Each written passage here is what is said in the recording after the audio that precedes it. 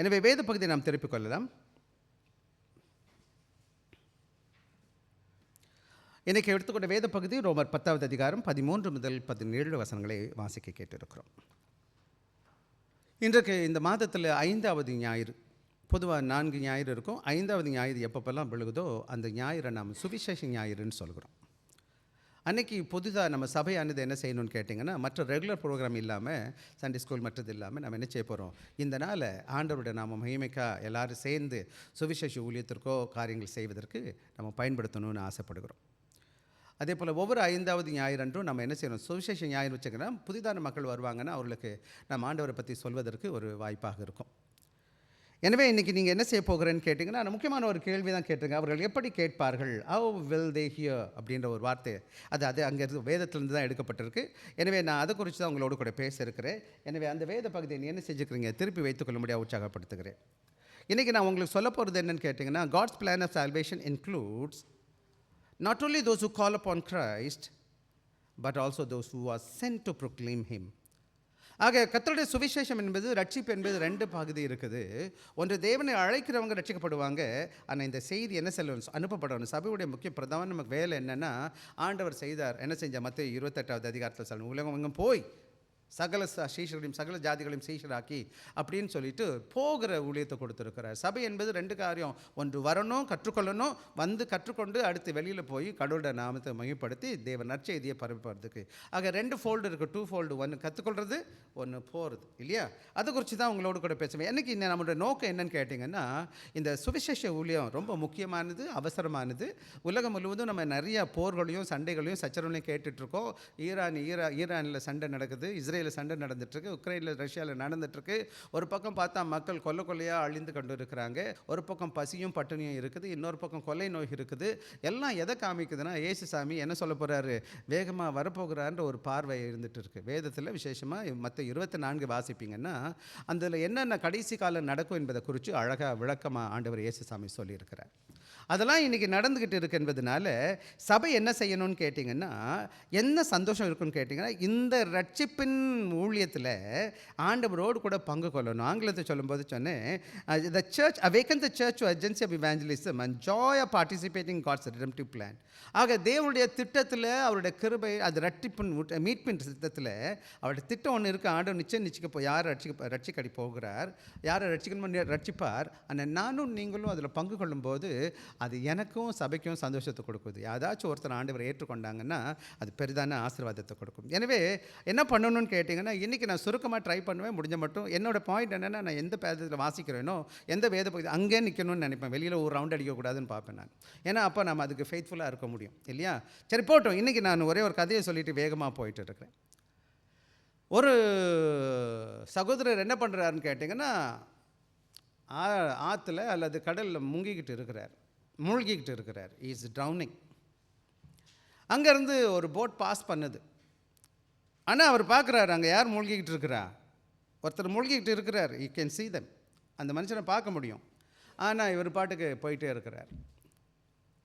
அப்புறமா அப்புறம் நம்ம என்னன்னு கேட்குறாரு. அப்புறம் வந்து அவர் சொல்கிறாரு, இன்னொருத்தர் வெளியில் நிற்கிறார், கரையில் நிற்கிறவர்கிட்ட பார்த்து சொல்கிறாரு, நான் அங்கே ஒருத்தர் என்ன செய்கிறது, மூழ்கிறத நான் பார்த்தேன் அப்படின்னு சொல்லிட்டு போகிறார். நீங்கள் நிறைய நேரங்களில் பார்த்தீங்கன்னா வழியில் ஆக்சிடெண்ட் நடந்துடும். மக்கள் என்ன செஞ்சுருவாங்க,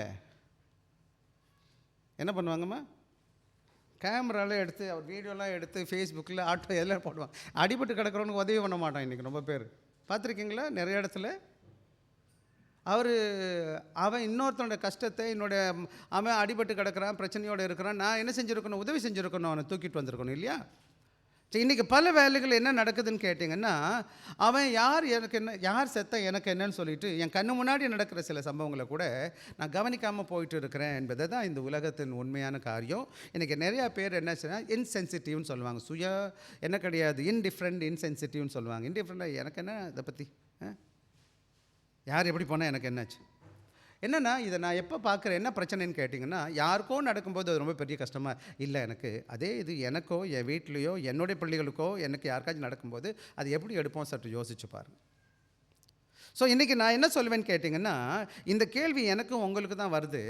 இதே போல் ஆவிக்குரிய ரீதியாக எத்தனையோ பேர் ஆண்டவரை அறியாதபடி எத்தனையோ பேர் என்ன செஞ்சிட்ருக்காங்க, ஆவிக்குரிய வாழ்க்கையில் மூழ்கி கொண்டு இருக்கிறாங்க. how many Christians are passing by, just passing by? எத்தனை கிறிஸ்தவர்கள் இன்றைக்கி கண்டும் காணாமல் போயிட்டு இருக்கிறோம். நல்லது எனக்கு தெரியும், நல்லது எது, நற்செய்தி எது, ஆண்டவரை பற்றி சொல்லணும், அவங்களெல்லாம் நித்திய கூட்டிகிட்டு போகணும்னு தெரியும். ஆனால் இன்றைக்கி ரட்சிப்பு என்பது ஆண்டவர் எல்லாருக்கும் கொடுக்குறாரு. அதை 13வது வசனம் அப்புறமா வாசிப்போம்.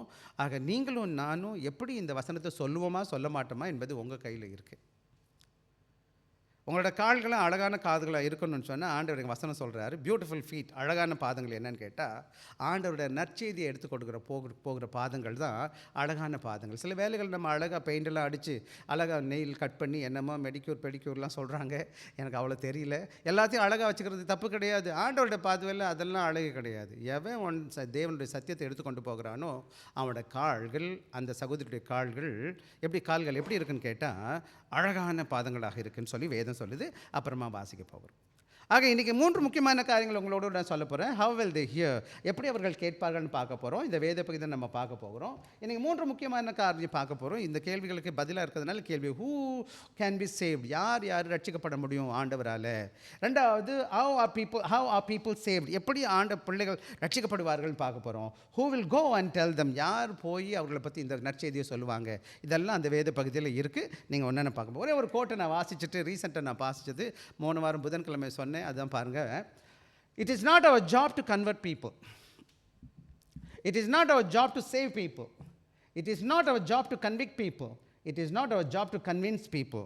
ஆக என்ன பார்க்குறேன்னு கேட்டால், நம்முடைய வேலை கிடையாது எந்த மனிதனையும் மனமாற்றம் அடைய செய்கிறது, அல்லது ரட்சிப்பது, அல்லது அவர்களை என்ன செய்து குற்ற உணர்த்து பண்ணுவது, அல்லது அவர்களை இயேசு ஏற்றுக்கொண்டு பரிந்து பேசி கன்வின்ஸ் பண்ணுறது. அதுக்கு பதிலாக it's our job to tell people. மக்களுக்கு நம்ம சொல்ல வேண்டிய இருக்குது. என்ன சொல்லணும்னு அப்புறம் கேட்டிங்கன்னா அதையும் நான் சொல்லி தந்துடுறேன். ஆக இங்கே பாருங்கள், it's convincing, convicting, converting and saving is the work of the Holy Spirit. ஆக இங்கே கூட நான் அப்படி தான் கற்றுட்ருக்கேன். பிரசங்கம் பண்ணுறது என் வேலை, சொல்கிறது என் வேலை. கடவுள் மற்ற காரியங்களை பார்த்துக்குவார், நான் எல்லாத்தையும் பண்ண முடியாது, எனக்கு தெரியாது. ஆவியானவர் செய்துட்ருக்கார். அப்போ இன்றைக்கி கூட நம்ம அப்புறமா போக போகிறோம். சில பிள்ளைங்க எங்களோட ஜாயின் பண்ணுவீங்கன்னு நினைக்கிறேன். உற்சாகப்படுத்துகிறேன், தயவுசெய்து வாங்க. நம்ம எல்லாம் அந்த பக்கத்தில் தான் போக போகிறோம். டெம்பிள் பக்கத்தில் உள்ள பிளாக் தான் போக போகிறோம். நடக்கிற டிஸ்டன்ஸ் தான் இருக்குது. நம்ம போகும்போது என்ன செய்ய போகிறோம்னு கேட்டிங்கன்னா, என்னுடைய கடமை ஆண்டவரை நேசிக்கிறார் சொல்கிறது தான்.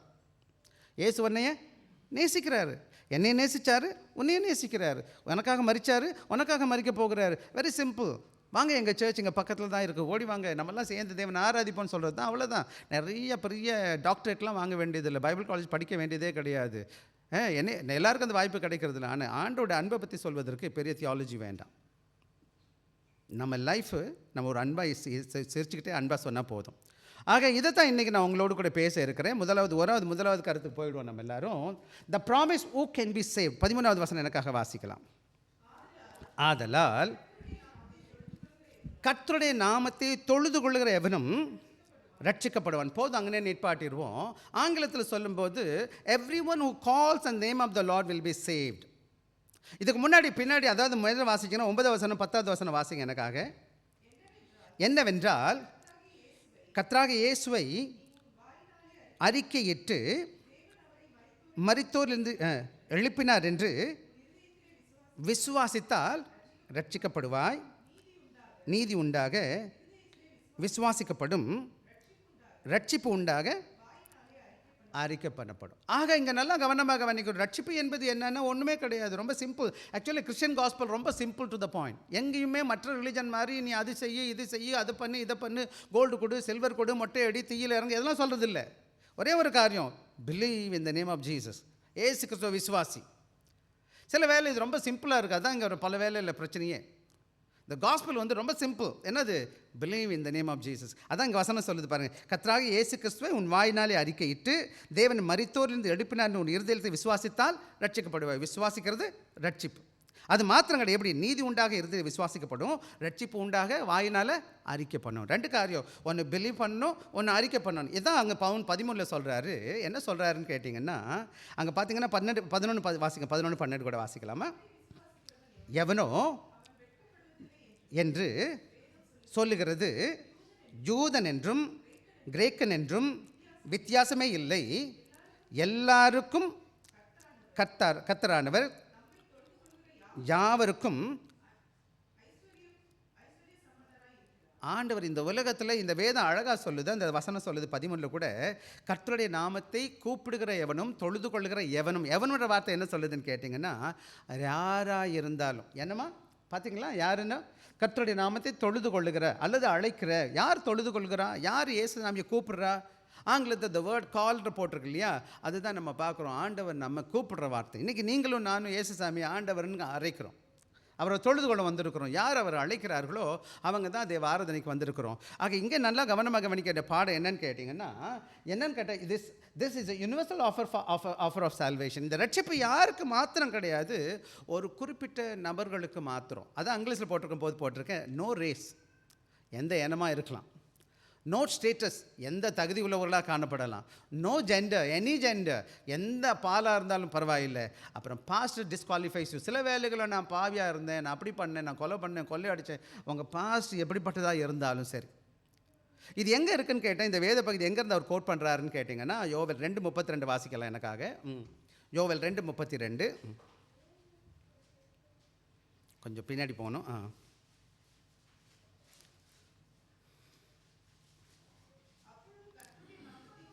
அப்பொழுது கர்த்தருடைய நாமத்தை தொழுது கொள்ளுகிறவன் எவனோ அவன் ரட்சிக்கப்படுவான். கர்த்தர் சொன்னபடி பர்வதத்திலும் எருசலேமிலும் ஆக இங்கே யோவேல் தீர்க்கதரிசி பவுல் சொல்லும்போது என்ன செய்கிறாருன்னா, யோவேல் தீர்க்கதரிசி என்ன சொல்கிறாரு, யெகோவா என்ன செய்கிறாருன்னு கேட்டிங்கன்னா, ஆண்டவராக இயேசு அந்த யெகோவா தேவன், யாஹோவே தேவன் ஃப்ளஷில் வந்திருக்கார். ஜீசஸ் கிரைஸ்டா, இயேசு கிறிஸ்துவா, அவர் தான் என்ன செய்கிறார், ரட்சிப்பை கொடுக்குறார். ஆக இந்த அருமையான கால வேலையில் நான் சொல்லுகிற காரியம் என்னன்னு கேட்டிங்கன்னா, இந்த ரட்சிப்பு எல்லாருக்கும் உடையது. அன்பான பிள்ளைகளே, இந்த உலகத்தில் நீங்கள் யாராக இருந்தாலும் சரி, யார் இயேசு கிறிஸ்துவ அன்பாக கூப்பிடுகிறீர்களோ அவர்களுக்கு தேவன் ரட்சிப்பை கொடுக்கிறவராக இருக்கிறார். இது இங்கிலீஷில் சொல்லுவாங்க டோல் ஃப்ரீ நம்பர் சொல்லுவாங்க. டோல் ஃப்ரீ நம்பர்னா தெரியுங்களா? எப்போ வேணாலும் யாரும் கூப்பிடலாம், அதுக்கு நமக்கு சார்ஜே பண்ண மாட்டாங்க.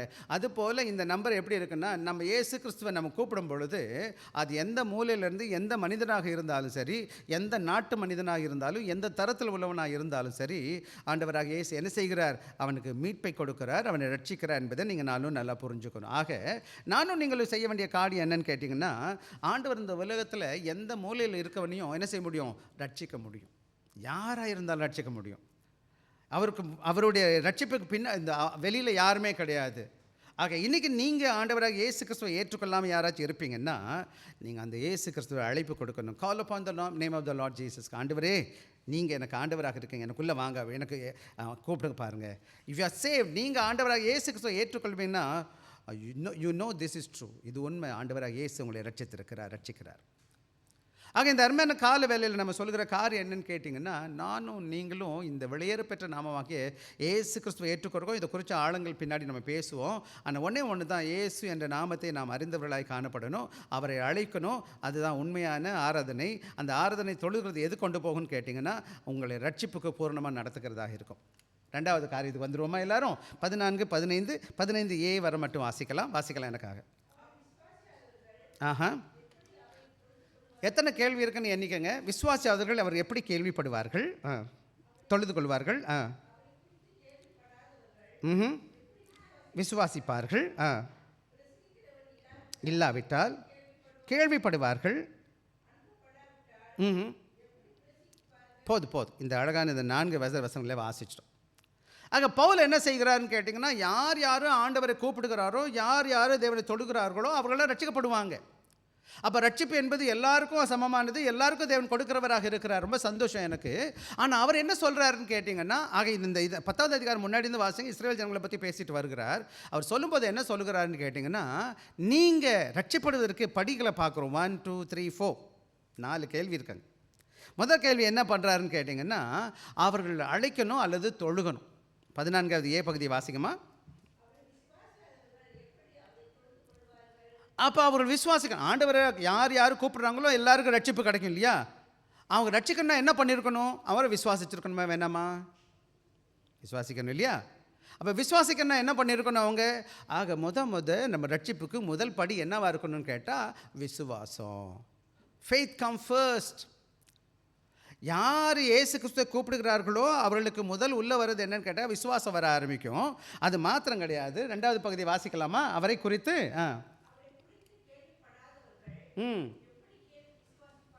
ஆக 2வது முக்கியமான பிரச்சனை என்னன்னு கேட்டிங்கன்னா, அவர்கள் கேட்க வேணும் இல்லையா?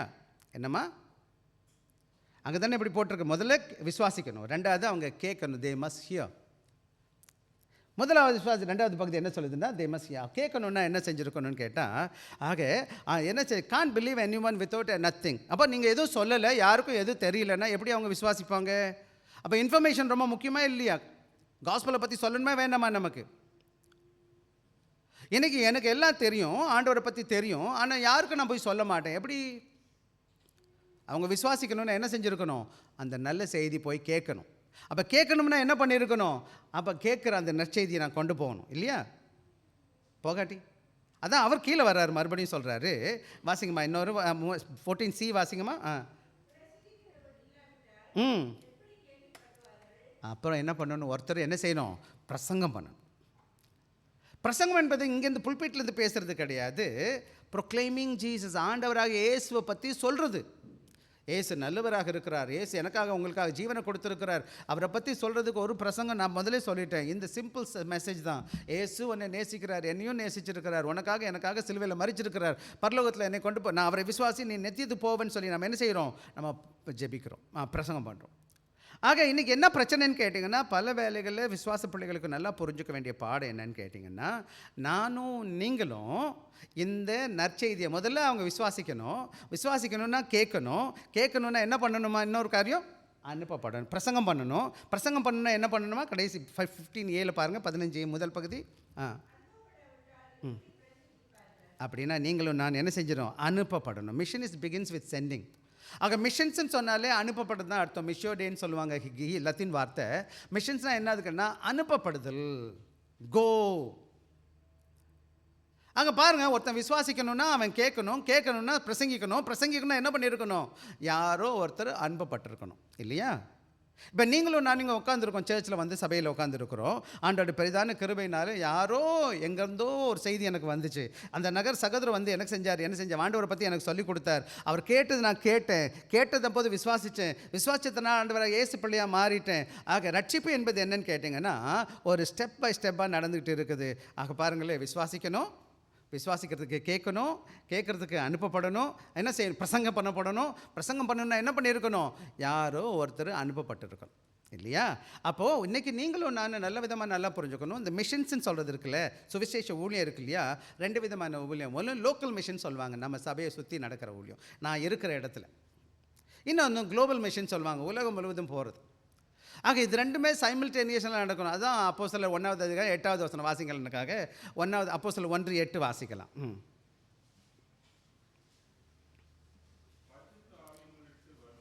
பரிசுத்த ஆவியானவர் உங்களிடத்தில் வரும் பொழுது நீங்கள் பலனடைந்து எருசலேமிலும் யூதேயா முழுவதிலும் சமாரியாவிலும் பூமி கடைசி பரியந்தம்.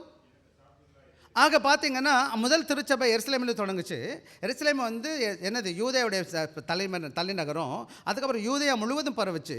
அதுக்கு பக்கத்து ஊர் சமாரியா இருந்துச்சு, சமாரியாவுக்கு போச்சு. சமாரியா மாத்திரம் கிடையாது, உலகம் முழுவதும் போச்சு. பார்த்தீங்கன்னா அப்போஸ்தலர் நடவடிக்கை பார்த்தீங்கன்னா எருசலேம் சர்ச், அதுக்கப்புறம் ஜுடேயாவில் பாருது, அப்புறம் சமாரியா போகுது, அதுக்கப்புறம் மற்ற நாடுகள் போகிறத நீங்கள் பார்க்க முடியும், புக் ஆஃப் ஆக்ஸில் பார்க்கலாம். ஆக சபை என்பது என்னன்னு கேட்டிங்கன்னா, வெரி இன்வர்ட் லுக்கிங்காக இருக்கக்கூடாது. இன்வர்ட் லுக்கிங்னா என்னது? எங்கள் சர்ச்சு இங்கே மட்டும்தான் நாங்கள் எல்லா மேலேயும் பண்ணுவோம், மற்ற எங்கேயும் போக மாட்டோம்னு சொல்லக்கூடாது. ஆக இது குளோபல் மிஷன் சொல்லுவாங்க. என்னது? இன்னொன்று விதத்தில் குளோக்கல்னு சொல்லுவோம், லோக்கல் கம் குளோபல். ஆக இந்த ஊழியமானது என்ன செய்யணும்னு கேட்டிங்கன்னா, ஆண்டோட ஊழியம் எப்படி இருக்குன்னு கேட்டிங்கன்னா, அனுப்பப்படுகிற ஊழியம். அதனால தான் மற்ற 28வது அதிகாரம் 19வது வசனம் வாசிங்க எனக்காக.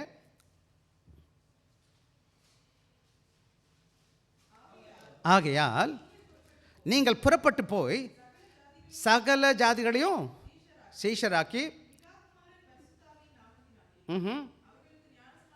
ஆக நான் பார்க்குறேன் பாருங்கள், இங்கேயும் விட குளோபல் சயின்ஸ் பார்த்தேன். குளோபல் நான் வெறும் சபைக்குள்ளே இல்லை, உலகம் முழுவதும் போகிற காரியம். உலகம் எங்கும் போய் சீஷராக்கி சகல ஜாதிகளையும் சகல ஜாதினா யார் இருக்கா? எல்லாருமே. தமிழர்களாக இருக்கலாம், இந்தியர்கள் இருக்கலாம், எல்லா பாஷைக்காரனும், எல்லா மொழி பேசுகிறவனும், எல்லா நாட்டு மக்களும், எல்லா விதமான தரத்தின் மக்களும் காணப்படுகிறாங்க இல்லையா?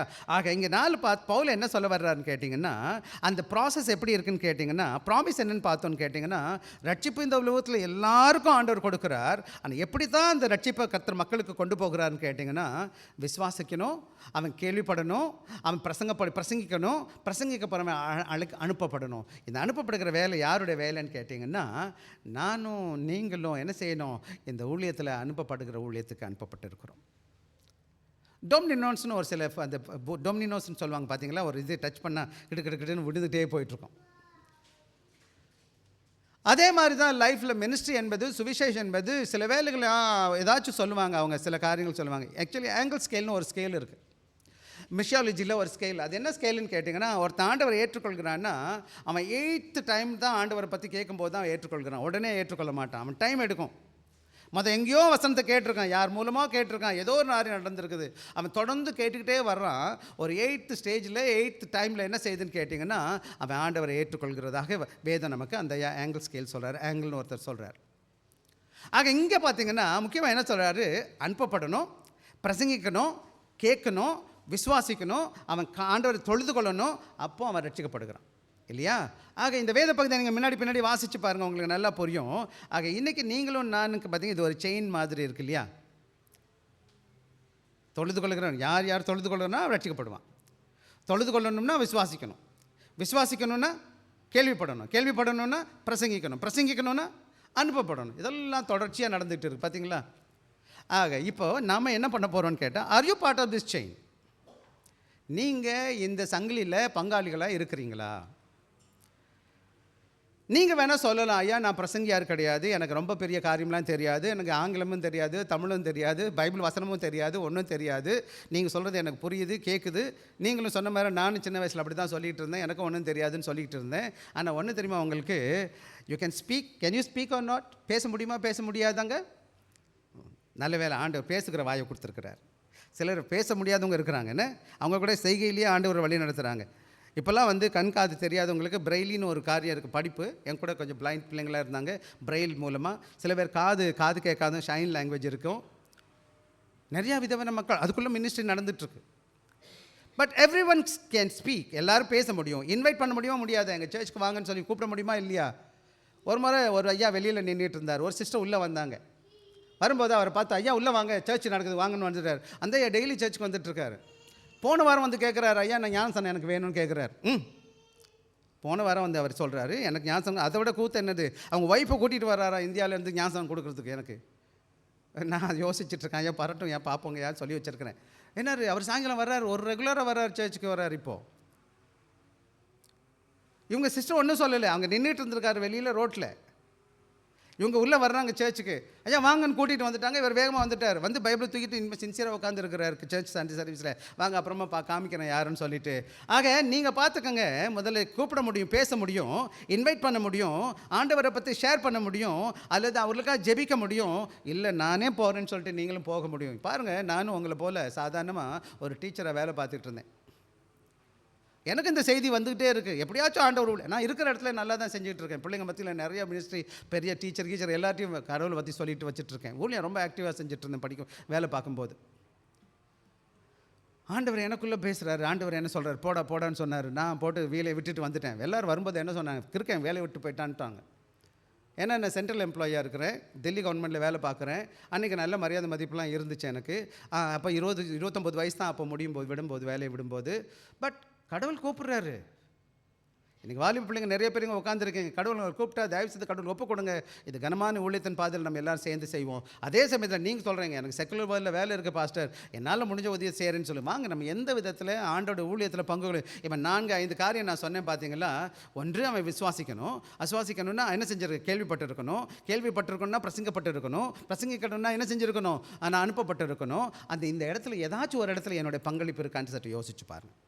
ஆக நானும் நீங்கள் கவனமாக கவனிக்கணும். வாசிக்கலாம். இன்னொரு காரியம் 15வது வசனத்தை வாசிங்க எனக்காக. ஆஹா ஆஹா ஆஹா உங்களுடைய கால்களை சற்று யோசிச்சு பாருங்கள். இங்கே அழகான 2 காரியம் சொல்லியிருக்குது. நற்காரியங்களை சுவிசேஷமாய் அறிவிக்கிறவர்கள். என்ன சொல்லியிருக்கணுமா? எப்படிமா பொறுத்து 2வது பகுதி, நற்காரியங்களை சுவிசேஷமாக அறிவிக்கிறவர்களுடைய பாதங்கள் எவ்வளவு அழகானவைகள் என்று எழுதியிருக்குது. இது உண்மையிலே எங்கே இருக்குன்னு கேட்டால் ஏசாயா 52 7வது வசனம் வாசிங்க. ஏசாயா 52 7. சமாதானத்தை கூறி நற்காரியங்களை சுவிசேஷமாய் அறிவித்து ரட்சிப்பை பிரசித்தப்படுத்தி என்றும் பாதங்கள் அழகாக இருக்கிறது. ஆக இங்கே என்ன பிரச்சனை தான், இந்த கான்டெக்ஸ்ட் என்னன்னு கேட்டிங்கன்னா, என்ன சூழ்நிலை சொல்லப்பட்டுச்சுன்னு சொன்னால், இங்கே பார்த்தீங்கன்னா Isaiah was writing exile people in of Judah broken burden and by captivity in Babylon. ஆக இந்த ஜனங்க எங்கே இருக்கிறாங்க, யூத மக்கள் எங்கே இருக்கிறாங்கன்னா, பாபிலோனில் யூதர்கள் என்ன சிறை பிடிக்கப்பட்டு இருக்கிறாங்க.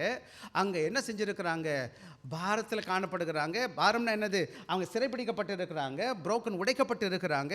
அவங்களுக்கு நல்ல செய்தி ஒன்று வருமானு காத்துக்கிட்டு இருக்கிறாங்க.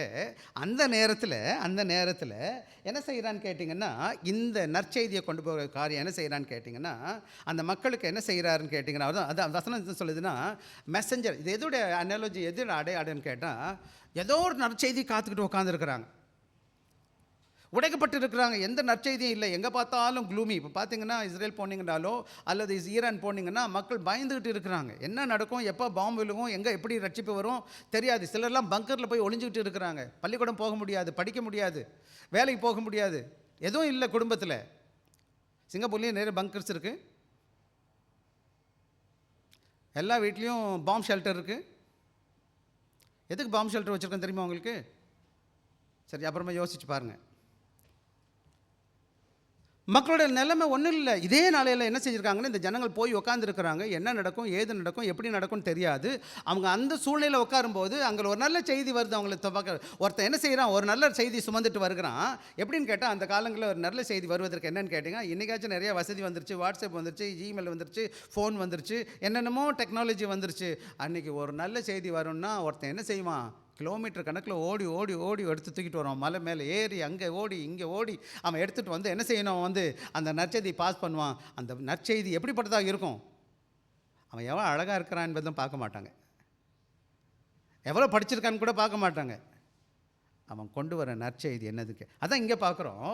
the messenger bring over the mountain brings the joyful news to Jerusalem. என்ன சொல்கிறான், God is still king, he is bringing salvation. ஆண்டவர் நிச்சயம் ரட்சகராக இருக்கிறார், அவர் என்ன செய்கிறார், ரட்சிப்பை கொண்டு வருகிறார். ஆக இன்னைக்கு நீங்கள் கொண்டு போகிற நற்செய்தி இருக்கு இல்லையா, அங்கே பாருங்கள், அந்த வசனம் சொல்லுது, beautiful is not admired by the of their for their appearance. அழகாக பெயிண்ட் அடித்து என்னெல்லாம் போட்டு வச்சிருக்கிறது, அழகாக பெயிண்ட் அடித்ததுனாலையோ அழகான கால் இருக்கிறது அது இல்லை. அவன் எப்படி இருக்கிறான் என்பது கிடையாது. the message they bring, அங்கே என்ன கொண்டு வராங்க, the message they carry, salvation, peace, joy and reign of God. அந்த மக்கள், இஸ்ரேல் மக்கள், அதாவது யூத மக்கள் எப்படி இருக்கிறாங்க, ஆண்டவருடைய இழப்பு என்ன ஆச்சுன்னு கேட்டிங்கன்னா, இதுதான் ஒரு முக்கியமான பாடம். நிறைய பாடங்கள் இருக்குது. இஸ்ரேல் ஜனங்க என்ன செய்கிறாங்க, இங்கேருந்து யூதாலேருந்து எங்கே போயிட்டாங்க, பாபிலோன் போயிட்டாங்க. என்ன அர்த்தம், அவங்க கடவுள் கை விட்டுட்டாரு, எங்களை கடவுள் பார்க்கல. ஏன் அப்படின்னா, இன்னொரு நாளைக்கு பின்னாடி அதை குறித்து பேசுவோம். என்ன செஞ்சிட்டாங்கன்னா, பாபிலோன் ராஜா வந்து எதையை உடைச்சிட்றான், தேவாலயத்தை உடைச்சி போட்டுறான், எல்லா மக்களையும் அள்ளிட்டு போயிடுறான், எல்லாம் எரிச்சிட்றான், நசிச்சிட்றான். என்ன ஆச்சுன்னா, இவங்களோட நம்பிக்கையை உடஞ்சி போயிடுச்சு. அங்கேருந்து செய்தி வருது, உங்களோட ஆண்டவர் இன்னும் ஆட்சி செய்து கொண்டு இருக்கிறார், உங்களுக்கு மீட்பை கொடுப்பார், உங்களுக்கு சந்தோஷத்தை கொடுப்பார், உங்கள் வாழ்க்கையில் என்ன இருக்குது, சமாதானம் வரும். இன்றைக்கி நீங்களும் நான் யோசிச்சு பாருங்கள், நம்ம சமாதானமாக சிங்கப்பூரில் வைக்கிறோம், அழகாக இருக்கிறோம், ஆண்டவர் பெரிதான கிருபையை கொடுத்துருக்கிறார். உண்மையாகவே நான் ஆண்டவருக்கு நன்றி செலுத்துகிறேன். நம்ம விடுதலையோடு வர்றோம், விடுதலையோடு போகிறோம், எந்த பயம் இல்லை. தேவனை ஆராதிக்கலாம், விடுதலையோடு கூட ஆராதிக்கலாம், இயேசு பற்றி தைரியமாக நான் பேசலாம். நிறைய இடங்களில் அது மாதிரி செய்ய முடியாது. ஆக அந்த நற்செய்தியை கொண்டு வருகிறதுனால அந்த கால்கள் எப்படி இருக்குன்னு கேட்டிங்கன்னா, அழகான கால்களாக இருக்குது. இன்றைக்கி உங்கள் கால் எவ்வளோ அழகாக இருக்குது, என்ன நற்செய்தி நீங்கள் கொண்டு போயிட்டுருக்கீங்க இந்த மக்களுக்கு. என்ன சொல்கிறேன்னு கேட்டிங்கன்னா, என்ன முக்கியம்னா, இன்றைக்கி ரொம்ப நாள் காத்திருந்த ஒரு நற்செய்தி என்னை தேடி வருதுன்னு வச்சுக்கோங்களேன். ஒரு போஸ்ட்மேன் கொண்டு வராருன்னு வச்சுக்கோங்களேன். அந்த காலத்துலலாம் போஸ்ட் ஆஃபீஸ்லேருந்து போஸ்ட்மேன் வருவார். சில வேலைக்கு இன்டர்வியூ வந்துடும், இல்லை அப்பாயின்மெண்ட் லெட்டர் வந்துடும், இல்லை யாரோ ஒரு நற்செய்தி வரணும்னு வச்சுக்கோங்களேன், வருதுன்னு வச்சுக்கோங்களேன். அந்த காத்துக்கிட்டே இருப்போம் பார்த்தீங்களா, முதல்ல ரொம்ப முக்கியம், காத்துக்கிட்டே இருப்போம். எப்போ போஸ்ட் வருது, போஸ்ட்மேன் வந்தெல்லாம் கேட்போம், எனக்கு லெட்டர் வந்துச்சான்னு சொல்லிட்டு. அந்த லெட்டர் வந்துட்ட பிறகு அந்த லெட்டரை ஓப்பன் பண்ணி பார்த்துட்டு அதில் நல்ல செய்தி இருந்தால் எவ்வளோ சந்தோஷமாக இருக்கும். அந்த போஸ்ட்மேனை பற்றி நம்ம கவலைப்பட மாட்டோம். அவர் அழகாக இருக்காரா, எப்படி படிச்சிருக்காரு, என்ன செய்கிறாரு, எப்படி இருக்கு, அதை பற்றி அவர் ட்ரெஸ் என்ன போட்டிருக்காரு, அழுக்காக இருக்காரா, அசிங்கமாக இருக்காரா என்பது கிடையாது. அவருடைய திறமை எனக்கு முக்கியம் கிடையாது. அவர் கொண்டு வர செய்தி ரொம்ப முக்கியம். இன்றைக்கி நீங்கள் ஒவ்வொருத்தரும் ஆண்டோட நற்செய்தியை கொண்டு போகிற ஒவ்வொரு பெரிதான ஒரு பெரிய முக்கியமான ஒளியாக வச்சுருக்கீங்க. என்ன செய்கிறீங்கன்னு கேட்டிங்கன்னா உங்களுக்கு சொல்லிடுறேன். நான் நீங்கள் செய்கிற வேலை வேணால் சாதாரணமாக தெரியும் உங்களுக்கு. ஆனால் அந்த நற்செய்தி அந்த சகோதரனையும் அந்த சகோதரியை நித்தியத்துக்கு கொண்டு போக போகுது. Is going to bring them to eternity. நீங்கள் சின்ன வார்த்தை, ஆண்டவர் உன்னை நேசிக்கிறார் ஒரு வார்த்தை சொல்லியிருக்கீங்க. அம்மா சர்ச்சுக்கு வாங்கன்னு நீங்கள் சொன்னீங்க. கர்த்தர் உங்களை, ஆண்டவர் உங்களை கடவுள் உங்களுக்காக நான் ஜெபிக்கிறேன்னு சொல்லியிருக்கீங்க. ஏதோ ஒரு வார்த்தை நீங்கள் சொல்கிறீங்க, simple word going to make them to eternity. நீங்கள் எப்போதுமே அண்டர் எஸ்டிமேட் பண்ணக்கூடாது. சில வேலைக்கு நான் நினைக்கிறேன், நான் என்ன சொல்கிறேன் அப்படின்னு நீங்கள் நினைக்கக்கூடாது.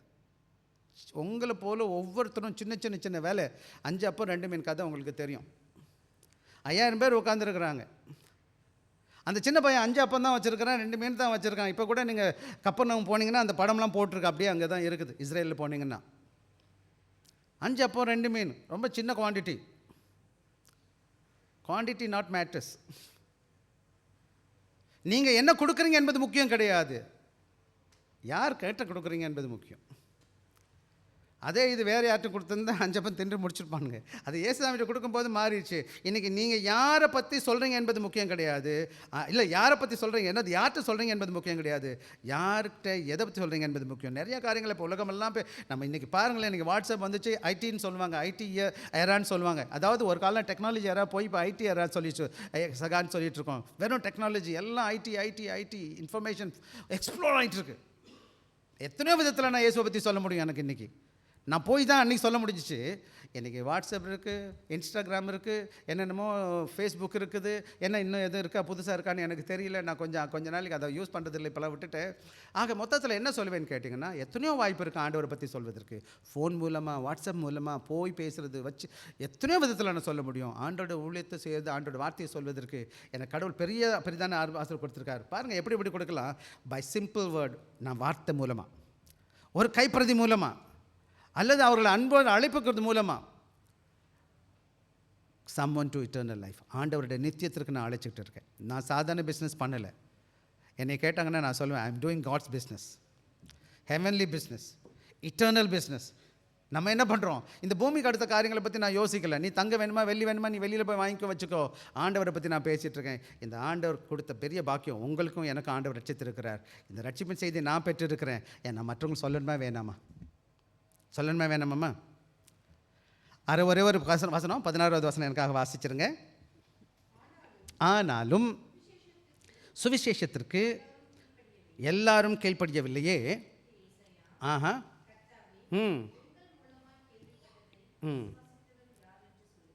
ஆக பவுல் அதையும் சொல்கிறாரு. எல்லோரும் கேட்பாங்களான்னு கேட்டிங்கன்னா ஒரு சிலர் கேட்பாங்க, நிறைய பேர் கேட்க மாட்டாங்க. அதை பற்றி நீங்கள் ஏன் கவலைப்பட்டுக்கிட்டு இருக்கிறீங்க? ஆக நானும் நீங்களும் என்ன செய்யணும்னு கேட்டிங்கன்னா, சில வேலைகளில் பார்த்திங்கன்னா விவசாயி போகிறான், பார்த்திங்களா, விதையை தூக்கி விதைக்கிறான். அவனுக்கு தெரியும் எல்லா விதையும் விதைக்காதுன்னு, எல்லா விதையும் விளையாதுன்னு. ஆனால் அவனுக்கு இதுவும் தெரியும், ஒரு சில விதை என்ன செய்யும், விலையும் நல்லா தெரியும். அதனால தான் விதைக்கிறான். தெரியுங்களா உங்களுக்கு? அவன் எல்லா விதையும் போடும்போது விவசாயி விதைச்சிக்கிட்டே வந்துட்டுருக்கான். அவனுக்கு தெரியும் எல்லா விதையிலும் என்ன கிடையாது, விளையாதுன்னு தெரியும். ஆனால் நிச்சயமாக அவனுக்கு நல்லா தெரியும், இதில் கொஞ்சம் விதை என்ன செய்ய போகுது, எனக்கு விளைச்சலை கொடுக்கும், எனக்கு கனி கொடுக்கும் அப்படின்னு தெரியும். அது மாதிரி தான் நானும் நீங்களும். நீங்கள் நினைக்கக்கூடாது யாருமே விசுவாசிக்க மாட்டாங்க. அது எப்படி உங்களுக்கு தெரியும்? ஆண்டவருக்கு தானே தெரியும், இல்லையா? இப்படி சொல்லுவாங்க இங்கிலீஷில், நான் உங்களை அடிக்கடி சொல்லியிருக்கேன்னு நினைக்கிறேன். We can count how many seeds in an apple. ஒரு ஆப்பிளில் எத்தனை விதை இருக்குது நம்மளால் என்ன முடியாதையா? But God only knows how many apple in a seed. ஒரு விதையில் எத்தனை ஆப்பிள் இருக்குன்னு யாருக்கு தான் தெரியும்? அப்போ நான் விதைக்கிற விதை வீரியம் இருக்குதா, வீரியம் இல்லையா, விதை விளையுமா விளையாதான்னு யாருக்கு தெரியும்? எனக்கு தெரியாது. என்னை பயன்படுத்துகிற ஆண்டவருக்கு தெரியும். ஆக இன்றைக்கி நான் உங்களுக்கு சொல்லித்தரேன். நிறைய பேருக்கு நான் ஆண்டவரை பற்றி சொல்லியிருக்கிறேன். ஒரு சில ஆட்டுமாக்களை ஆண்டவர் சபைக்கு கொண்டு வந்திருக்கிறார். ஆனால் ஆண்டவர் கிருபை தந்திருக்கிறார் சில பேரை வழி நடத்துவதற்கு. ஆண்டவருக்கு நான் நன்றி செலுத்துகிறேன். எப்போதும் நான் எங்கே பார்த்தாலும் எல்லார்ட்டையும் எப்படியாச்சும் ஆண்டவரை பற்றி சொல்லணும், பேசணும்னு நினச்சிட்டே இருப்பேன். ட்ரை பண்ணுவேன், ஜெபிப்பேன், பேச முயற்சி செய்வேன். அது லிஃப்ட்டில் இருக்கட்டும், பஸ்ஸில் இருக்கட்டும், டாக்ஸியில் இருக்கட்டும், அது ரோட்டில், காட்டில், மேட்டில், எந்த ஊரில் இருக்கட்டும், I will still talk to them. இது எங்கே போனாலும் பேசுவேன் நான். அது எந்த லாங்குவேஜ்காரங்களாக இருந்தாலும் பேசுவேன். அப்புறம் எந்த வயசுக்காரங்கள்ட்டையும் நான் பேச முயற்சி பண்ணிகிட்ருக்கேன். ஸோ உங்கள்கிட்ட என்ன சொல்வேன்னு கேட்டால், வாய்ப்பு கிடைக்கும்போது ஆண்டோட நற்செய்தியை சொல்வதற்கு தாமதிக்காதீங்க, தயங்காதீங்க. ஆண்டவர் உங்களுக்கு கிருபை தருவார். அதுதான் இன்றைக்கி நீங்களும் அங்கே என்ன தெரியும்னு கேட்டிங்கன்னா 17வது வசனம் வாசிச்சிடலாமா? ஆதலால் விசுவாசம் கேள்வினாலே வரும். இன்னொரு முக்கியமான காரியம், நீங்கள் சொல்லுகிற வார்த்தை ஆண்டோட வார்த்தையாக இருக்குதுன்னா, ஆண்டோட வார்த்தைக்கு என்ன இருக்குன்னு கேட்டால் வல்லமை இருக்குது. ரோமர் 1வது அதிகாரம் 16வது வசனம் வாசிக்கலாம். எனக்காக என்ன வாசிக்கலாம்? 1:16. நான் கிறிஸ்துவின் சுவிசேஷத்தை குறித்து நான் வெட்கப்படேன். முன்பு யூதரிலும் பின்பு கிரேக்கரிலும் விசுவாசிக்கிறவன் எவனோ ரட்சிப்பு உண்டாவதற்கு அதுக்கு தேவனுடைய பலன். அதாவது இன்றைக்கி நான் இன்னொன்று புரிஞ்சுக்கிட்டேன். நான் ரீசெண்டாக ஒரு ஆர்டிக்கல் எழுதணும்னு நினச்சிட்ருக்கேன். அந்த மெத்தட் ஆர் மெசேஜ்னு சொல்லிட்டு நான் என்ன நினைக்கிறேன், எந்த மெத்தடில் கொடுத்தா நல்லா இருக்கும்னு நினச்சிட்டு உட்காந்துருக்கேன். ட்ராக்ஸ் கொடுத்தா கேட்பாங்களா கேட்க மாட்டாங்களா, மாடர்ன் மெத்தட் சொன்னால் கேட்பாங்களா? மெத்தடுக்கு இல்லை முக்கியம், மெசேஜ் முக்கியம். மெசேஜுக்கு காஸ்பலுக்கு பவர் இருக்கா இல்லையா? உடுக்கடிச்சு சொன்னது தான் கேட்பானு. எந்த இடத்துல சொல்லியிருக்குது வசனம்? வசனம் ஆண்டவருடையது. ஆண்டவருடைய வார்த்தை ஜீவன் உள்ளது. ஜீவனுள்ள வார்த்தைக்கு சக்தி இருக்குது, பலன் இருக்குது, அது கிரியை செய்யும். அதுதான் என்னை உங்களை மாட்டி இங்கே கொண்டு வந்திருக்குது. என்னோட வார்த்தை இல்லை, ஆண்டோட வார்த்தை நான் பேசிகிட்டு இருக்கேன். ஆண்டோட ரெப்ரசன்டேட்டிவாக, ஆண்டோட பிரதிநிதியாக போய் செஞ்சுட்ருக்கேன். நான் ஜெபிக்கிறேன், ஆண்டவரை பற்றி வார்த்தை சொல்கிறேன். ஆண்டோட எனக்கு மூலமாக அவன்கிட்ட பேசுகிறாரு. அப்போ பேசும்போது ஆவியானவர் கிரியை செய்கிறார். ஏன்னு கேட்டால் அது ஆண்டோட வார்த்தை, என்னோட வார்த்தை இல்லை. ஆக இன்னைக்கு என்ன நடக்குதுன்னு கேட்டிங்கன்னா, faith is born when the heart hears the word of Jesus, word about Jesus. எப்போ விசுவாசம் வரும்னு இயேசு கிறிஸ்துவை பற்றி சொல்லும் பொழுது சிலரோட உள்ளத்தில் ஆண்டோட விசுவாசம் வெளிப்படும். ஏன்னு கேட்டால் ஆண்டோட ஆவியானவர் என்ன செய்கிறார்? அவனுக்கு கிரியை செய்கிறவராக இருக்கிறார். அதனால தான் நீங்கள் என்ன செய்ய, டிஎல் மோடி ஒரு முறை கேட்டாராம், ஆண்டவர்கிட்ட ஜெபிச்சாராம். அவர் ப்ரே ஃபார் ஃபெய்த். என்னன்னு கேட்டால், ஆண்டவரே விசுவாசம் தாங்க, விசுவாசம் தாங்கன்னு கேட்டாராம். அப்புறம் தான் ஜெபிச்சாராம். ரோமர் 1:10-17 வாசித்த பிறகு தான் சொன்னாராம், அவர் விசுவாசம் எப்போ வளர ஆரம்பிச்சுன்னா வார்த்தையை கேட்கும்போது. அப்போ உங்கள் வாழ்க்கையில் கூட விசுவாசம் பலப்படணும், வளரணும்னு சொன்னால் you must read the scripture. Likewise ஒருத்தர் ரட்சிப்புக்குள்ளே நடத்தணும்னு சொன்னால் அற்புதம், அடையாளம், சமாதானம், சந்தோஷம் அதெல்லாம் ரெண்டாவது காரியம். Let them hear the word of the Lord. ஆண்டோட வார்த்தையை கேட்கணும். ஆக இன்றைக்கி கேள்வி என்னன்னு கேட்டால் முடிக்கலாம், நேரம் ஆச்சு. த கால் டு ஆக்ஷன். நாம் என்ன செய்யணும்னு கேட்டிங்கன்னா, காஸ்பல் சேவ்ஸ் ஆல் பீப்புள். ஆண்டவருடைய நற்செய்தி, ஆண்டவராக இயேசு கிறிஸ்துவின் பிறப்பு, இந்த உலகத்தில் வாழ்ந்த வாழ்க்கை, அவருடைய மரித்த மரணம், அவருடைய உயிர்த்தெழுதல், அவருடைய வாழ்க்கை எல்லா மனிதருடைய வாழ்க்கைக்கும் மாற்றத்தை ஏற்படுத்தும் அவரை பற்றி சொல்லும் பொழுது. ஆனால் நீங்களும் நான் என்ன செய்யணும்? போகலைன்னா அவங்க எப்படி கேட்பாங்க? இங்கே பாருங்கள், எவ்வளோ பிளாக்ஸ் இருக்குது வெளியில், இத்தனை பிளாக்ஸ் இருக்குது.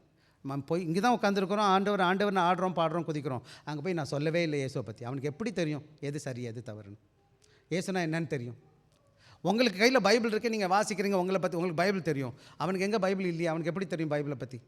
இயேசு யாருன்னு தெரியும்? மேலோட்டமாக கேட்டிருக்காங்க, இயேசு நல்லவர், அவர் நல்லது போதிச்சாருன்னு. ஆனால் இயேசு ரட்சிக்கிறாருன்னு சொன்னாங்களே, யார் தெரியுமா உங்களுக்கு? இல்லை. Yes, you I are the messenger. இந்த சாயங்கால வேலையில் நீங்களும் நானும் தான் என்னவா இருக்கிறோமா? Ambassadors, messengers. எங்கெங்கே வாய்ப்பு கிடைக்குதோ ஆண்டவர் நற்செய்தியை கொண்டு போங்க. வாங்க ஒரே ஒரு காரியத்தை முடிச்சிடலாமா? ஒரு சில காரியம் உங்களுக்கு ப்ராக்டிக்கல் கமிட்மெண்ட் நம்ம என்ன செய்யலாம் இன்றைக்கி. முதலாவது என்ன செய்யணும்னு கேட்டிங்கன்னா, pray for 3 people who don't know Christ. இன்றைக்கி காலை வேலையில் நீங்கள் உங்கள் ஒரு நோட் எடுத்துக்கோங்க. உங்கள் பைபிள் இருக்குன்னா பைபிளில் ஒரு நோட் பேப்பர் எடுத்துக்கோங்க. உங்களுக்கு தெரிஞ்சு உங்களை நீங்கள் ரொம்ப நேசிக்கிற, ஆண்டவரை அறியாத 3 நபர் பேரை எழுதிக்கங்க. அப்புறம் என்ன செய்யணும்? அவங்களுக்காக பேர் எழுதுறது மாத்திரம் கிடையாது, அவங்களுக்காக ஜெபிக்கணும். ரெண்டாவது முக்கியமான, prepare to share learn one gospel method. Gospel method நிறையா இருக்குது. சில நேரங்களில் இது அது செய்யும். ஒன்று தான் சிம்பிள், உங்கள் டெஸ்டிமனி. ஆண்டவர் என்னை நேசித்தார், நான் இப்படி இருந்திருக்கேன், இப்போ நான் இப்படி இருக்கிறேன். உங்களை பற்றி ஒருத்தருக்கு ஒருத்தர் பேச ஆரம்பிங்க. மூணாவது முக்கியமான காரியம் என்னென்னு கேட்டால், participate in outreaching, tracting, visitation, evangelistic outlet. இன்றைக்கி பாருங்கள், நமக்கு எல்லோரும் சாயங்காலம் கொஞ்சம் நேரம் கழிச்சு 10:45 எல்லோரும் சர்ச்சை வெளியில் போக போகிறோம். ட்ராக்ட் கொடுக்க பக்கத்தில் 180 பிளாக் ஏபிசி, அப்புறம் 1 2 3 பிளாக்ஸு, 3 4 பிளாக் தான் போக போகிறோம். ஏதாச்சும் ஒரு பிளாக்கில் நம்ம எல்லோரும் போவோம். வாங்க நம்ம எல்லாம் சேர்ந்து போய், இன்றைக்கி உங்களுக்கு தெரியல, நம்மலாம் கூட இருப்போம். We will try to help you. சும்மா கையில் கொடுக்குறது, ஹாய் சிஸ்டர் எப்படி இருக்கீங்க, பிரதர் எப்படி இருக்கீங்க, ட்ராக் கொடுங்க, விசிட் பண்ணுங்கள். என் கூட விசிட்டேஷன் போகலாம். நான் டாமெட்ரி போகிறேன், சில வீடுகளுக்கு போகிறேன், என் கூட வாங்க. அல்லது சில வேலைகளில் வருஷத்தில் 2 முறை நம்ம காஸ்பல் மீட்டிங் வச்சுருக்கிறோம், மற்றவங்களை கூட்டிகிட்டு வாங்க. அது மாத்திரம் கிடையாது. என்ன செய்யுங்கன்னு கேட்டால், பார்ட்னர் இன் மிஷன்ஸ், மிஷினரி ஊழியம் போகும்போது என்ன செய்யலாம்? நீங்கள் பங்கு கொள்ளலாம். எப்படி பண்ணலாம்? கொடுத்து உதவி செய்யலாம், ஜெபிக்கலாம். மூணாவது என்ன கிடைச்சலாம்? என் கூட போகலாம், நம்மளே போகலாம். வரப்போகிற நாட்களில் வாய்ப்பு கிடச்சிச்சின்னா 5வது வாரத்தில் நான் மிஷினரிஸ் பயோகிராஃபியை பற்றி, மிஷினரிஸை பற்றி நான் பேசணும்னு நினச்சிட்டு இருக்கிறேன். பின்னாடி நாட்களில் நான் ஒவ்வொரு மிஷினரிஸாக நம்ம ட்ரை பண்ணுவோம் புரிஞ்சுக்கிறதுக்கு. ஏன்னா பல வேலைகளை வாய்ப்பே கிடைக்கல அவங்கள பற்றி பேசுகிறதுக்கு. ஆக இந்த அருமையான வேலையில் ஒன்று ஜெபிங்க, உங்களை பற்றி நீங்கள் மற்றவங்களுக்கு சொல்ல முயற்சி செய்யுங்க, உங்களை அதை ப்ரிப்பேர் பண்ணுங்கள். 3வது பார்ட்டிசிபேட், பங்கு கொள்ள பாருங்கள், எப்போ முடியுமோ பங்கு கொள்ள பாருங்கள். அப்புறம் ப்ரே பண்ணுங்கள். எப்போயாச்சும் முடியும்னா எங்களோடு கூட பங்காளி வாங்க, நம்ம எல்லோரும் சேர்ந்து போவோம். சில வேலை சின்ன சின்ன ஊருக்கு போகிறோம், அங்கங்கே போகிறோம், சின்ன வாலி பிள்ளைங்களாம் போயிட்டுருக்காங்க. சில பிள்ளைங்க வாங்க, we want to do something for the Lord. ஒரே ஒரு வாழ்க்கை, இந்த உலகம் வாழ்க்கை வேகமாக முடிஞ்சிட்ருக்கு, வேகமாக ஓடிட்டுருக்கு. இந்த வாழ்க்கையில் நீங்கள் ஆண்டவருக்காக எதை செய்கிறீங்களோ அதுதான் நித்தியத்தில் நிற்கும். பொன், பொருள், ஆஸ்தி, அந்தஸ்து, உணவு வேணும், கடவுள் கொடுத்துருக்கிறார், ஆண்டவருக்கு நன்றி செலுத்துங்க. அதெல்லாம் இந்த பூமியில் வாழ்வதற்கு.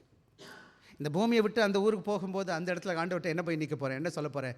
ஆண்டவரே எனக்கு நேரமே இல்லைன்னு சொன்னீங்கன்னா அது நல்லா இருக்காது. அவர் தான் நேரத்தை கொடுத்துருக்கிறார். நேரம் யாருமா கொடுத்தது? பொன் பொருள் கொடுத்தது யாருமா? ஆஸ்தி அந்தஸ்து கொடுத்தது யாருமா? இந்த ஆசீர்வாதம் எல்லாம் ஆண்டவர் எனக்கு கொடுத்தார். எதுக்கு கொடுத்தாரு தெரியுங்களா? அவருக்கு நான் நல்ல ஊழியக்காரியாக இருக்கணும், இன்னும் நல்ல ஊழியக்காரனாக இருக்கணும். உண்மையிலே நான் ஆண்டவருடைய ஆசீர்வாதத்துக்கு நன்றி செலுத்துகிறேன். இன்னும் நான் எனக்கு இது நான் சொல்லணுமான்னு தெரில, பட் எனக்கு இன்னும் குறை என்னன்னு கேட்டால், இன்னும் நான் நல்லா ஊழியம் பண்ணலை அப்படின்ற வார்த்தை எனக்கு ரொம்ப இருக்குது. இன்னும் நிறையா செய்யணும், இன்னும் நல்லா செய்யணும், நிறையா இடத்துக்கு போகணும், நிறையா பேருக்கு சொல்லிக் கொடுக்கணும் அப்படின்ற ஆசை எனக்கு ரொம்ப இருக்குது. வாங்க நம்ம எல்லாம் சேர்ந்து ஆண்டவருக்கு ஊழியத்தை செய்வோம். வாங்க முடிப்போமா? ஜெபம் பண்ணி கண்ணு முடிப்போமா?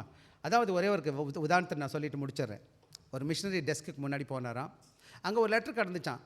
என்ன லெட்டர்னா, ஓப்பன் பண்ணாத லெட்டர் அப்படியே கிடக்கு. அப்போ தான் அந்த மினிஸ்டர் ரொம்ப வருஷத்துக்கு அப்புறம் ஓப்பன் பண்ணி அந்த லெட்டர் பார்க்குறார். அது மிஷன் ஃபீல்ட்லேருந்து வந்திருக்குது. ஒரு அம்மா எழுதியிருக்கிறாங்க, பெக்கிங். என்ன கேட்டிருக்காங்க? வாங்க எங்கள் எப்படியாச்சும் எங்களை இயேசு பற்றி சொல்லிக் கொடுங்க அப்படின்னு எழுதியிருக்கிறாங்க. இன்றைக்கி நிறைய பேர் இயேசு அறியாதவர்களாக காத்துக்கிட்டுருக்காங்க. அவங்களுக்கு யார் சொல்லுவா? நீங்களும் நானும் தான் அந்த ஊழியர். இன்றைக்கி சற்று முன்னாடி அருமையான ஒரு பாட்டு பாடினீங்களே, சொல்லப்பட்டிராது. எம்எஸ் ஜெபசிங் ரொம்ப நல்ல பாட்டு அழகாக எழுதியிருக்காரு, நிறைய பாட்டு எழுதியிருக்கிறாரு.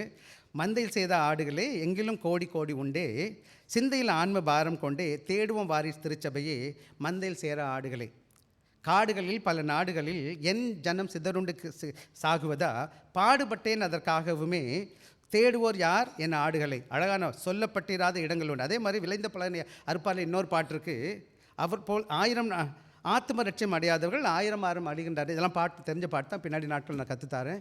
உலகம் முழுவதும் மக்கள் என்ன செஞ்சுட்ருக்காங்க? பாதாளத்தில் நரகத்துக்கு போயிட்டு இருக்கிறாங்க. அதான் ஆண்டவராக இயேசு இந்த உலகத்தில் வாழும்பொழுது, அறுப்படை மிகுதி ஆட்களோ நீங்களும் நான் தான் அந்த ஆட்கள். கண்ணமுடி ஜெபிக்கலாம்.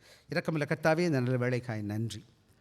ஆண்டவரே, இந்த நல்ல நாளிலும் ஆண்டவரே எங்கள் கால்கள் அழகான கால்களை மாற்றிக்கொள்வதற்கு உம்முடைய நற்செய்தை எடுத்துக்கொண்டு உமது சமூகத்தில் ஆண்டவரே அறியாத மக்களுக்கு சென்று ஆண்டவரே வெளியேற பெற்ற ரட்சிப்பின் சமாதானத்தின் செய்தியை கூறுவதற்கு எங்களுக்கு கிருபை பாராட்டும். நிறைய பெரிய காரியங்களை செய்யும், தம்முடைய நாமத்தை மையப்படுத்தும். கேட்ட நாங்கள் அப்படி இருந்து போயிடாதபடி ஆண்டவரே விசுவாசிப்பதற்கு ஆண்டவரே கேட்க வேண்டும், கேட்பதற்கு பிரசங்கிக்கப்பட வேண்டும், பிரசங்கப்படுவதற்கு அனுப்பப்பட வேண்டும் என்பது போல ஆண்டவரே நாங்கள் ஆண்டவரே ஒவ்வொருவரும் சென்று பிரசங்கித்து கேட்கத்தக்கதாய் கிறிஸ்துவின் நற்செய்தியை சொல்லி அவர்களை அழைக்க வைத்து அவர்களை ரட்சிப்புக்கு வழிநடத்த எங்களுக்கு கிருபை தாரும். இந்த பாக்கியத்தில் பங்குகளை எங்களுக்கு கிருபை பாராட்ட முடியாது ஜெபிக்கிறோம். நிறைய வந்த பிள்ளைகளை ஆசீர்வதிங்க, மீதான காரியங்களை பொறுப்பேற்றுக் கொள்ளுங்கள். இயேசு கிறிஸ்துவின் இனிய நாமத்தில் கேட்கிறோம் நல்ல பிதாவே, ஆமென். கர்த்தர் உங்களை ஆசீர்வதிப்பார்.